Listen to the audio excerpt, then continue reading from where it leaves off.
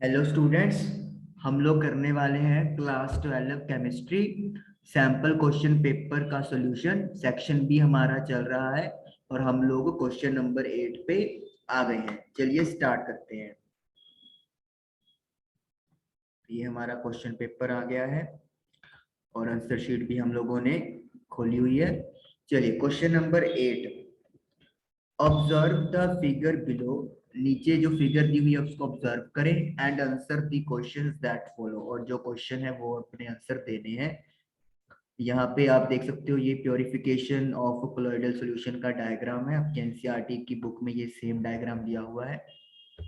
चलिए first question है, which process is represented in the figure. Process का नाम बताइए जो फिगर में दिया हुआ है। प्रोसेस का नेम है, यहीं पे लिख रहे हैं हम लोग, इलेक्ट्रोडायलिसिस। इलेक्ट्रोडायलिसिस, और ये किस लिए यूज होती है? To purify the colloidal solution. ये भी आप लोग लिख दोगे, इलेक्ट्रोडायलिसिस जिसको आप सॉल्यूशन कोलोइडल को प्योरीफाई करने के लिए यूज करते हैं। इसमें इलेक्ट्रिसिटी का यूज किया जाता है जिससे कि नॉर्मल डायलिसिस प्रोसेस फास्ट हो जाती है। चलिए सेकंड देखते हैं, what is the application of this process. इस प्रोसेस का एप्लीकेशन क्या है, जो हमने आंसर पहले ही यहाँ पे आ गया। लो यहाँ पे लिख देंगे, ये तो आप लिखोगे to purify the chloride solution, इसके अलावा ये लिख दोगे to separate the smaller parts like ions from the colloidal solution by using electricity. Electricity का यूज करके हम लोग जो स्मॉल आइंस हैं, पॉजिटिव और नेगेटिव चार्जेस, उनको सेपरेट कर देते हैं ताकि हमारे पास प्योर कोलॉइडल सॉल्यूशन मिल जाए। थर्ड है, can the same process occur without applying electric field. क्या ये प्रोसेस बिना इलेक्ट्रिक फील्ड के भी हो सकती है? यस, हो सकती है, और उसको हम लोग डायलिसिस बोलते हैं। इलेक्ट्रोडायलिसिस इलेक्ट्रिसिटी का यूज हो गया, डायलिसिस में इलेक्ट्रिसिटी का यूज नहीं कर रहे। Why is the electric field applied. Electric field apply क्यों किया गया है? To speed up the migration of ions from the colloidal solution as opposite charges are, as charges लिखेंगे, as charges are attracted towards oppositely charged electrode।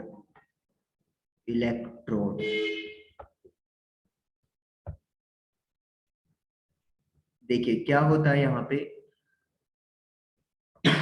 यहाँ पे क्या चीज है, ये जो आपको दिख रहे हैं, एक तो रेड सर्कल दिख रहे होंगे और एक आपको दिख रहे हैं यहाँ पे लाइट येलो कलर के सर्कल्स। जो ये आपके पास रेड कलर के सर्कल्स है, दे सोल पार्टिकल्स, ये कोलोइडल सॉल्यूशन में जो हमें रिक्वायरमेंट है। लेकिन जो येलो वाले हैं इनका साइज ज्यादा स्मॉल है कोलोइडल पार्टिकल से, तो हम लोग इनको बाहर निकालना चाहते हैं। इनके ऊपर कोई ना कोई चार्ज होता है, आइदर पॉजिटिव और नेगेटिव। तो जब आप इलेक्ट्रिक फील्ड अप्लाई कर देते हैं तो अपोजिट चार्जेस में अट्रैक्शन होने की वजह से जो चार्ज पार्टिकल्स हैं वो अपोजिट डायरेक्शन में फ्लो करके यहाँ से बाहर हो जाएंगे और सिर्फ पीछे सोल पार्टिकल्स बच जाएंगे, और इस तरीके से हमारा कोलोइडल सॉल्यूशन प्योर हो जाएगा। तो इस तरीके से आप लोग का क्वेश्चन नंबर 8 कंप्लीट हुआ। चलिए क्वेश्चन नंबर 9 हम लोग करते हैं, इसको क्लियर कर दें। What happens when reactions N-ethyl ethanamine reacts with benzene sulfonyl chloride। Benzene sulphonyl chloride की रिएक्शन करवानी है N-ethyl ethanamine से। चलिए व्हाइट बोर्ड पे चलते हैं।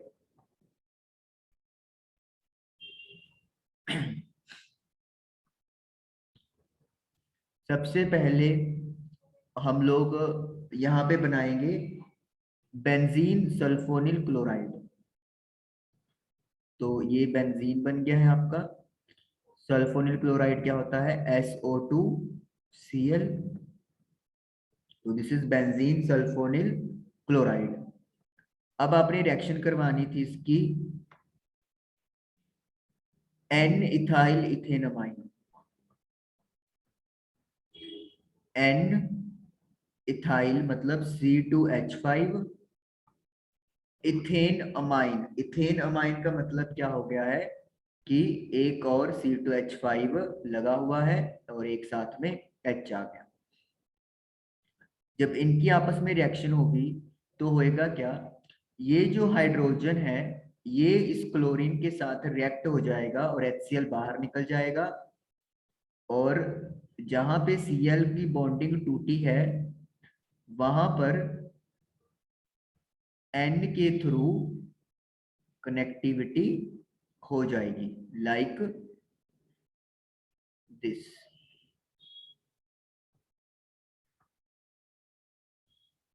Just a minute.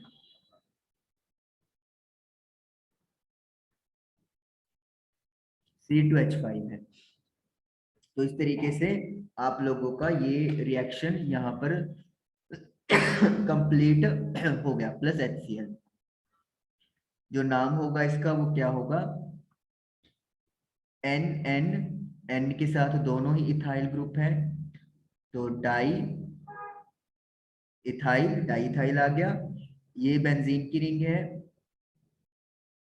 बेंजीन और सल्फोनेमाइड।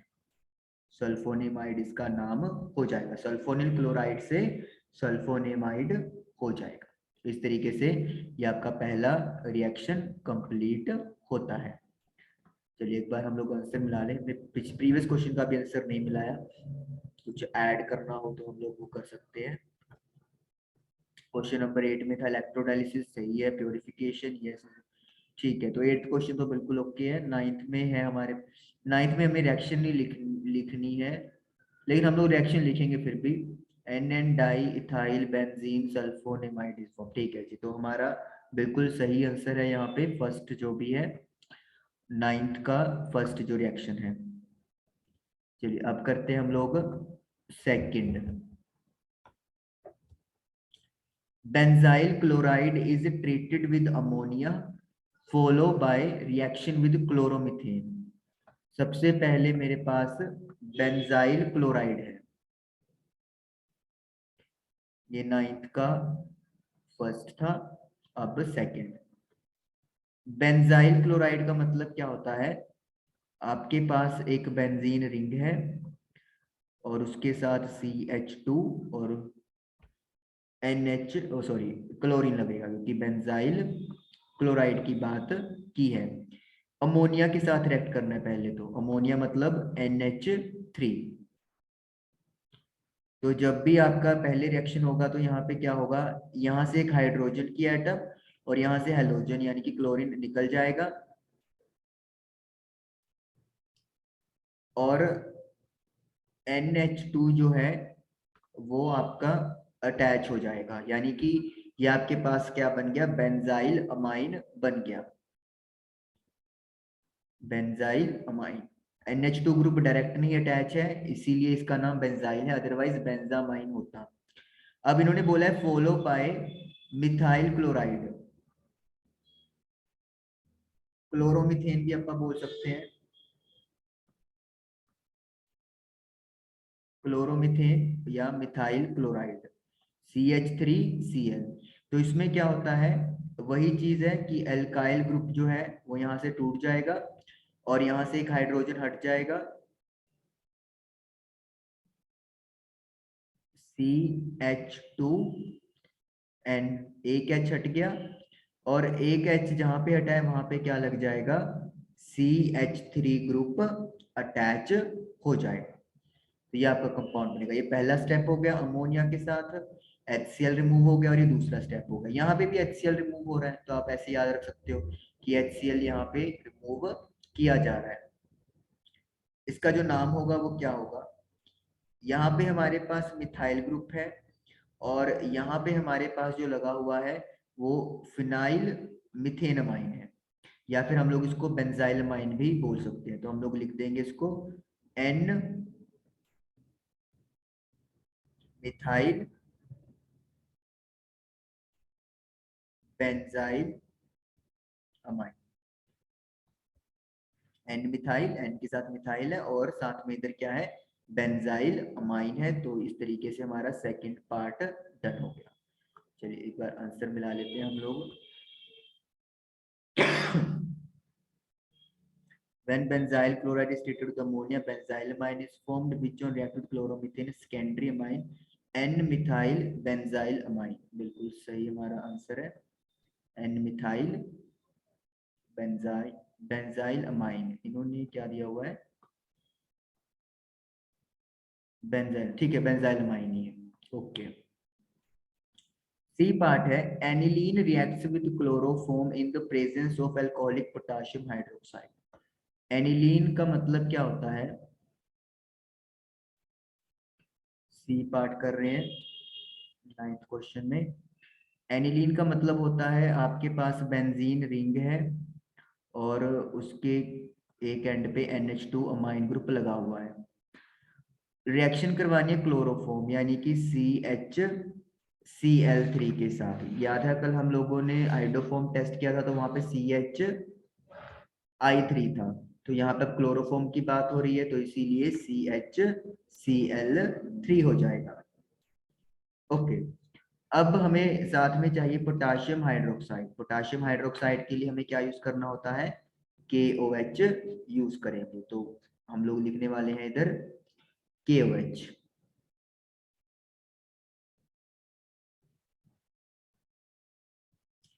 तो होगा क्या, यहाँ पर आइसोसाइनाइड बन जाएगा। आइसोसाइनाइड का मतलब क्या होता है, जब कार्बन की बॉन्डिंग नाइट्रोजन से होती है।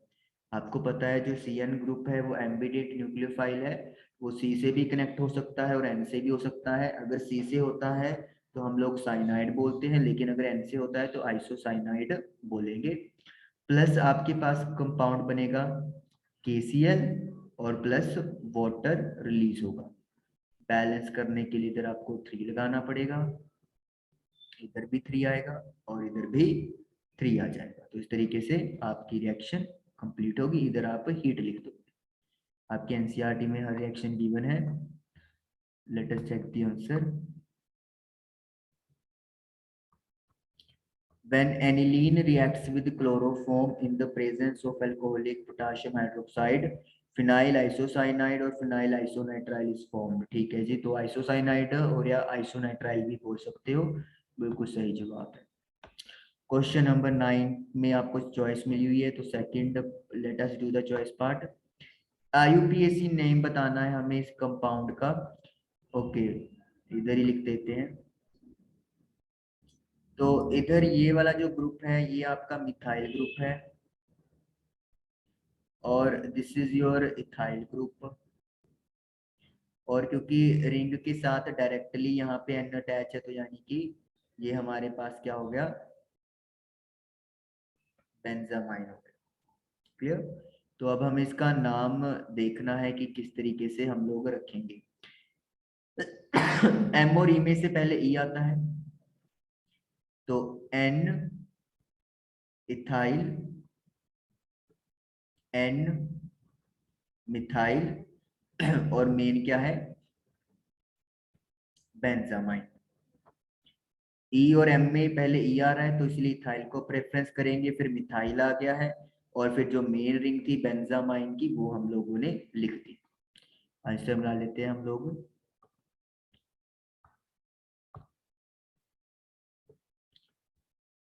एन इथाइल, एन मिथाइल, बेंजामाइन, बिल्कुल बेंजीनामाइन है। हाँ ठीक है बेंजीन होता है। Yes,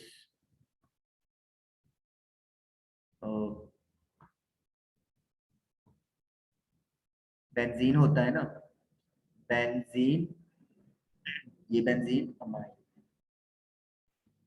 but I think benzamine भी लिख सकते हैं, मैं एक बार चेक करके आपसे आपको बताता हूँ। बेंजीन अमाइन ही है, बेंजीन डाल के फिर अमाइन ही आपने डालना है। तो अगर पीछे हमने कहीं पे कुछ गड़बड़ किया है तो उसको भी करेक्ट कर ले। बेंजामाइन ही होता है, बेंजीन अमाइन ही होता है, ये मिस्टेक और ई कैपिटल। ओके, चलिए सेकंड पार्ट करते हैं अब, इसको क्लियर कर देते हैं। Complete the reaction, reaction complete करनी है हमें, मतलब हमें ए बी सी सभी आइडेंटिफाई और डी भी आइडेंटिफाई करना है। ओके, ये आपके पास नाइट्रोबेंजीन है, स्ट्रोंशियम और HCl की प्रेजेंस में क्या होगा, अमाइन ग्रुप आ जाएगा, that is NH2। Bromine water की प्रेजेंस में रिएक्शन करेंगे तो क्या होगा, आपके पास NH2 तो है ही है, साथ में ब्रोमीन जो है वो यहाँ पर अटैच हो जाएगा, बहुत फास्ट रिएक्शन होती है। NaNO2 ये बी कंपाउंड है आपका, this is a. NaNO2 and HCl, तो ये बनेगा हमारे पास बेंजीन डाइजोनियम सॉल्ट। ब्रोमीन कोई चेंज नहीं करना आप लोगों ने, ब्रोमीन पे कोई असर नहीं होगा, लेकिन जो ऊपर ग्रुप है वो N2Cl नेगेटिव हो जाएगा, this is your C part. D में है HbF4 के साथ करेंगे तो जो N2Cl है वो हटके फ्लोरीन ग्रुप वहां पर अटैच कर देगा, और इस तरीके से आप लोगों की रिएक्शन कंप्लीट हो जाती है। चलिए आंसर मिला लेते हैं एक बार। NH2 आ गया है, Br लग गया है, यहाँ पे टेम्परेचर मेंशन किया हुआ है, यस टेम्परेचर मेंशन करेंगे क्योंकि इस टेम्परेचर पर ही बेंजीन डाइजोनियम सॉल्ट स्टेबल होता है।